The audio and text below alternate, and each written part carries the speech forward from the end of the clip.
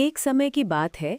एक छोटे से गांव में एक ईमानदार और मेहनती लक्कड़हारा रहता था।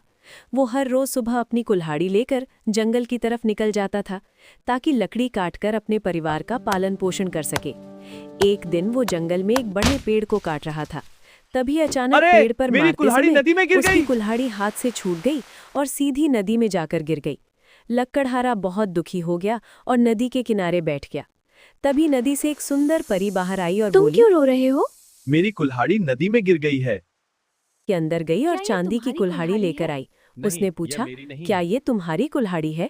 लक्कड़हारे ने कहा, नहीं, क्या ये मेरी तुम्हारी नहीं है? लक्कड़हारे ने फिर नहीं, कहा, यह भी मेरी ये भी नहीं मेरी है। नहीं है।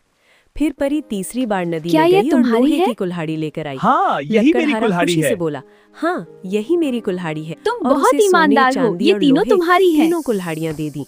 लक्कड़हारा खुशी खुशी सोने की कुल्हाड़ी लेकर गांव वापस आ गया और अपने दोस्त से बोला, देख, ये सोने की कुल्हाड़ी मुझे नदी से परी ने दी है। ये सुनकर उसका दोस्त लालची हो गया। वो भी नदी पर गया और जानबूझकर अपनी कुल्हाड़ी नदी में फेंक दी। जब परी सोने की कुल्हाड़ी लेकर आई और पूछा कि क्या ये तुम्हारी क्या है, ये तुम्हारी तो है? लालची आदमी हाँ, ने ये झूठ बोल मेरी दिया। है। हाँ, ये मेरी है।